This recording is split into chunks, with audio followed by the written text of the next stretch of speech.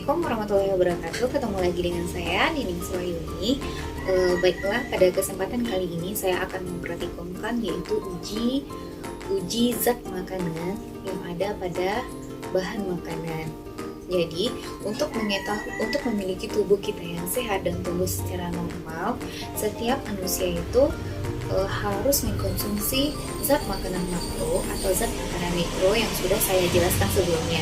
Zat makanan makro seperti karbohidrat, protein, lemak, dan zat makanan mikro yaitu mineral, vitamin, serat, dan air. Untuk mengidentifikasi dan mengetahui zat makanan tersebut, kita melakukan kita melakukan pengujian yang sangat sederhana. Jadi, pada praktikum kali ini saya akan melakukan pengujian terhadap bahan makanan, yaitu dengan menguji kandungan karbohidrat, menguji kandungan protein, dan menguji kandungan lemak yang ada pada bahan makanan. Untuk memiliki tubuh yang sehat dan tumbuh secara normal, setiap orang memerlukan zat makanan seperti karbohidrat, protein, lemak, air, mineral, serat, dan vitamin. Kandungan dalam zat makanan dapat diidentifikasi dengan melakukan pengujian yang sederhana. Uji makanan adalah cara untuk mengetahui dan mengidentifikasi zat bahan makanan tersebut. Pertama, kita akan menguji kandungan karbohidrat pada bahan makanan. Bahan dan alat yang digunakan adalah bahan makanan berupa pisang, tahu, terigu, kentang, nasi, apel, biskuit, telur, mentega, dan gula. Dan selain itu, saya menggunakan betadin. Betadin ini adalah gunanya untuk mengetahui karbohidrat atau amilum yang terdapat pada bahan makanan. Kita melakukan atau meneteskan iodin yang terdapat dalam bahan makanan. Jika bahan makanan tersebut mengandung karbohidrat, maka setelah ditetesi iodin, maka bahan makanan tersebut akan berubah menjadi biru tua. Sedangkan pada uji lemak yang terdapat pada bahan makanan, bahan dan alat yang digunakan yaitu santan, pepaya, kemiri, wortel, jagung, mentega yang sudah saya panaskan terlebih dahulu, kacang, susu, air, dan minyak. Selain itu, saya menggunakan kertas dan juga senter. Selanjutnya, pada uji protein yang terdapat pada bahan makanan, bahan dan alat yang saya gunakan adalah bulu ayam, penjepit, lilin, cuka. Karena saya tidak memiliki tembaga sulfat, jadi di sini saya menggunakan cuka, karena cuka itu juga bisa menyebabkan rusaknya protein yang terdapat pada bahan makanan. Hal ini ditandai dengan terjadinya koagulasi pada bahan makanan yang ditetesi oleh asam sulfat. Selain itu, bahan yang saya gunakan yaitu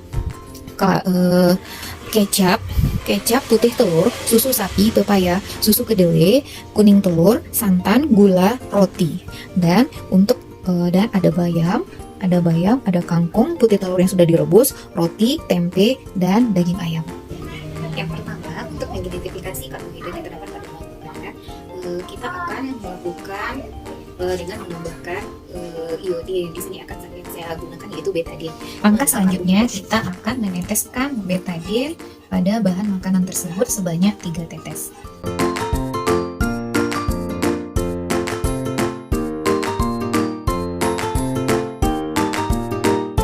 Setelah kita tetesi iodin, maka kita akan melihat perubahan yang terjadi pada bahan makanan. Jadi dapat kita lihat pada mentega tidak terjadi perubahan, pisang terjadi perubahan, tahu tidak terjadi perubahan, apel tidak terjadi perubahan, biskuit terjadi perubahan warna ungu, telur tidak terjadi perubahan warna ungu, kentang terjadi perubahan warna biru tua atau keunguan, tepung terigu dan nasi juga terjadi perubahan. Jadi dari ke-10 bahan makanan yang saya identifikasi, ada 5 bahan makanan yang berubah menjadi biru tua, yaitu pisang, nasi, terigu, kentang, dan biskuit. Biskuit yang saya gunakan di sini adalah biskuit gandum, jadi memang banyak mengandung karbohidratnya. Ini 5 bahan makanan yang mengandung karbohidrat, dan ini 5 bahan makanan yang tidak berubah setelah ditetesi iodin. Ke arena kita akan mengidentifikasi lemak yang terdapat pada bahan makanan, yaitu dengan cara meneteskan atau menoleskan bahan makanan tersebut kepada kertas. Setelah itu kita biarkan selama 10 menit dan nanti kita akan melihat dengan senter apakah bahan makanan tersebut masih meninggalkan bekas pada kertas ini atau tidak.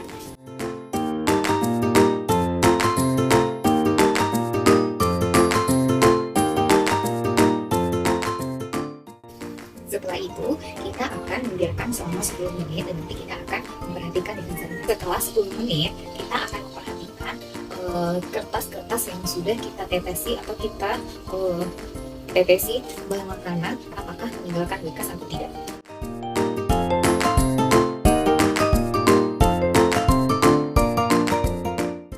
Jadi setelah kita perhatikan kertasnya, dapat kita lihat bahan-bahan makanan yang meninggalkan bekas pada kertas adalah, dapat kita lihat bahan makanan yang meninggalkan bekas adalah santan, minyak, kemiri, mentega, kacang, dan juga susu, tapi hanya sedikit. Dan bahan makanan yang tidak meninggalkan bekas adalah air, pepaya, bayam, ubi jalar, jagung. Karena bahan makanan ini banyak mengandung air, jadi akan mudah menguap apabila diteteskan atau diusapkan pada kertas. Yang ketiga yaitu protein. Yang pertama, untuk menguji mengidentifikasi adanya protein pada bahan makanan yaitu menggunakan bulu ayam sebagai kontrol. Apakah nanti bau bulu ayam ini akan sama dengan bahan-bahan makanan yang lain?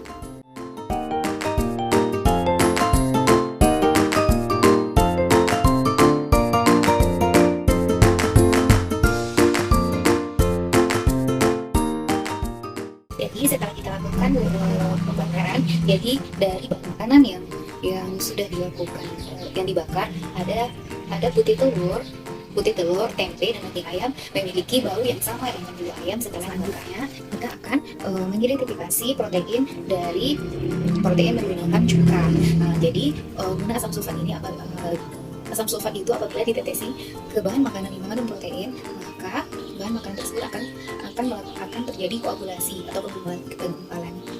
Karena protein itu akan rusak karena pemanasan dan asam. Di sini kita akan memasukkan bahan-bahan makanan yang akan kita uji ke wadah yang sudah dikasih air panas. Setelah itu kita teteskan cuka ke dalam bahan makanan tersebut. Kita biarkan beberapa saat apakah manakah bahan-bahan makanan yang sudah kita uji ini yang akan terjadi koagulasi. Setelah beberapa saat kita perhatikan kecap terjadi koagulasi tapi hanya sedikit. Terus susu terjadi koagulasi, putih telur terjadi koagulasi, susu kedelai juga, pepaya tidak, dan kuning telur tidak.